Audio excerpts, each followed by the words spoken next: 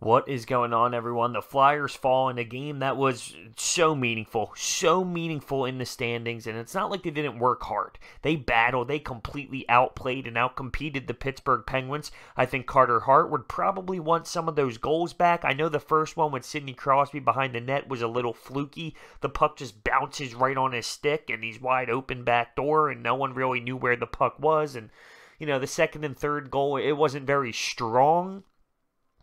But the Flyers just couldn't get it done today. Murray shut the door completely. They were out-competing the Penguins, though. They fought, they battled. The problem is this is the game that can happen with, because it was a 4-point swing with the standings, and it went in the worst-case scenario for the Flyers today.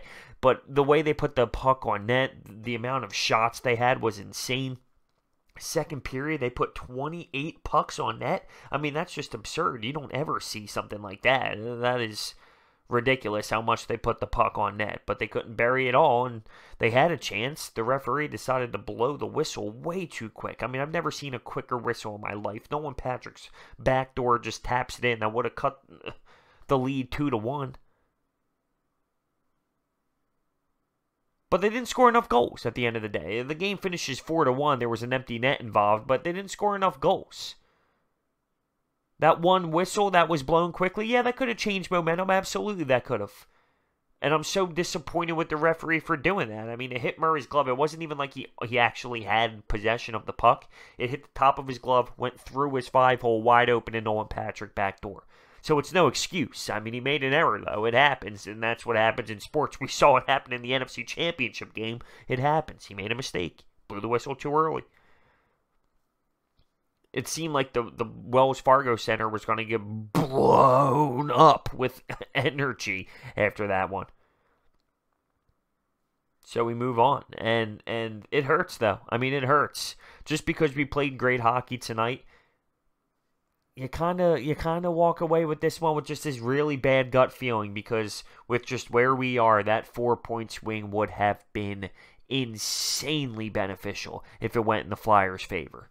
But for it to go the other way, it's an extreme loss. It really is, because it's just that much harder now. It's just that much harder to make it to the playoffs, which I've been on the record saying I don't think it was going to happen anyway, but with tonight resulting in a W, that would have gave us such a better chance and such a better opportunity. One play that got me really frustrated late in this game, and because I know Malkin's not this type of player, it's kind of uncharacteristic to see him do something of this nature. Raffl was giving him a little shoves, yeah, absolutely, maybe one to the head, if you will, yes, a shove as he's kind of by the boards. But Malkin turns around, one hand on his stick, and literally throws his stick right into Michael Raffl's face. 5-minute major, kicked out of the game. He's probably going to get a hearing and a suspension, because, I mean, it was that bad. Very uncharacteristic. You don't see him like that normally. But, yeah, it's pretty ruthless, pretty gutless, and I'm shocked to see someone like Malkin do that. I really am. So he had a 5-minute power play when we were down 3-1. It's funny how we were kind of, actually, was it 2-0 at this time? 3-0? 3-0 at this time? But a 5-minute major. So we keep scoring. If we got the power play going, we just keep them out there. Voracek scores one. He gets all fired up. The crowd's into it.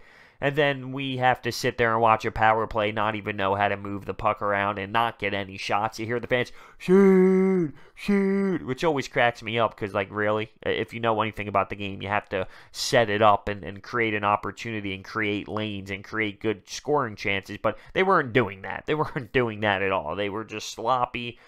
Nothing going right for them on the power play, which is pretty standard for what we saw all year. So it's just funny how we had to sit there hoping that our power play would get going to score 3 goals in 5 minutes, where statistically we are just absolutely garbage all season long. What now? I mean, what now?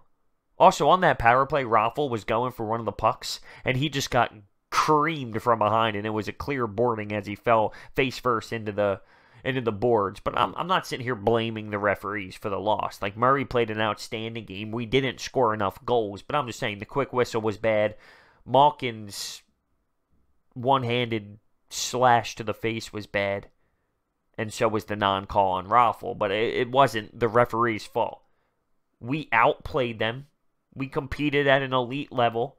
The Penguins aren't playing hot hockey. Like, the coach doesn't walk away from there and say, damn, we played a great game, I'm pumped, and let's start moving forward here. He's happy to get the 2 points, but you could see him on the bench emotionally. Like, he wasn't happy with the way his team battled today because they got outplayed. And sometimes in sports, when you play a better game than an opponent, doesn't always essentially mean you're going to win. They got some lucky bounces. I mean, that one to Crosby right on his twig. Now, it started with some bad play by our defenseman behind the goal line, which created that. But a bounce right to Crosby, where Carter Hart didn't see the puck. And Carter didn't have his best game. He didn't have his best game. It's a shame because now the streak is over. I wanted him to be the youngest goalie under the age of 21 to have the most amount of win streak. But he ends up tying with 8, and I'll take it. Anthony Stolarz is going to get the nod for the next game in Minnesota, but just where do we go from here? This is a very emotional loss, not only because of, playing the Pittsburgh Penguins and the rivalry, but understanding the points that are on the board, understanding what was at stake here. That's really what it comes down to. Everyone in that locker room knew how important this 4-point swing would have been for our hopes to get into the playoffs. And the fact that it didn't go in our favor after competing that hard and really outplaying the opponent, it's got to be hard to swallow, and you're going to have to bounce back real quick against a team that is a good hockey team, and you're going away, too. You're traveling. So you're mentally exhausted, you're physically exhausted, and you got to go out there and compete against another team that can definitely give you a fight for your money. It does suck, though. I mean, it does. Winning that game, it would have given me such more hope. It would have gave me a little bit more fight and a little bit more urge now, understanding the Sixers are on tomorrow against the Celtics, so it does change a lot how I look into tomorrow's game. But, now it's such a different vibe for me. This was so crucial. It really was. And at the end of the day, I can't sit here and crush the Flyers because, they did everything. They did everything. They threw the pucks on net. They pumped Murray in shots. They battled. They competed. They did. They really did. They really did. And they played hard. But what are you going to do? What are you going to do? Sometimes the hockey gods, it just doesn't work in your favor. And that's exactly what we got today at the Wells Fargo Center. And it's a shame. When that quick whistle blew, though, that place was pissed. Pissed. And by all means, they have the right to be. I can't get over it. I can't get over it. It was pretty bad. There's actually a video going on Twitter right now, and it's the Penguins feed and their commentators, and he is just stunned. Both of them, him and the color guy. They had no clue how it was physically possible to do it because it wasn't even, like I said, it wasn't even close. It wasn't even like he actually had the puck. It just hit off the top of his glove and went through him. It's crazy. Just absolutely crazy. So it hurts. This one sits in your stomach pretty brutally just because of the standings and what we really need to do. It's not technically over yet, but, I've said this before. You're going to have to keep up what we've been doing, 9-0-1 in 10 games. You're going to have to keep that up consistently throughout the rest of the season while having other teams kind of fall. And this was the stretch for the Penguins falling. The Penguins have not been playing good hockey. They've been on a little bit of a downward stretch. And realistically, they didn't even deserve to get 2 points today, but they did. They did. I think the power play at the end is very just telling on the season. Like, we're sitting there as fans, and we need to have them score 3 goals in 5 minutes on the power play. We score 1, and that's all great and dandy, but then what did we see for the 4 minutes and 30 seconds of the power play? Just garbage power play time. Garbage. Really nothing creative at all when it came to moving the puck around. And this is with the game on the line, right? And then we even pour a goalie at one point.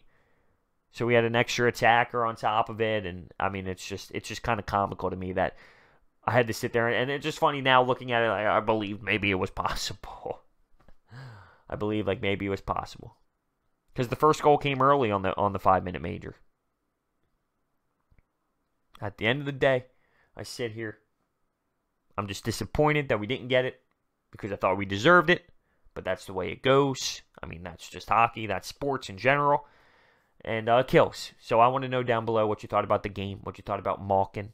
I want to know what you thought about what he did with that swing at Raffl's face, because I thought it was disgusting. And I know it's not like him. I get it. He's not that type of player, but the frustration showed, and you can't do it.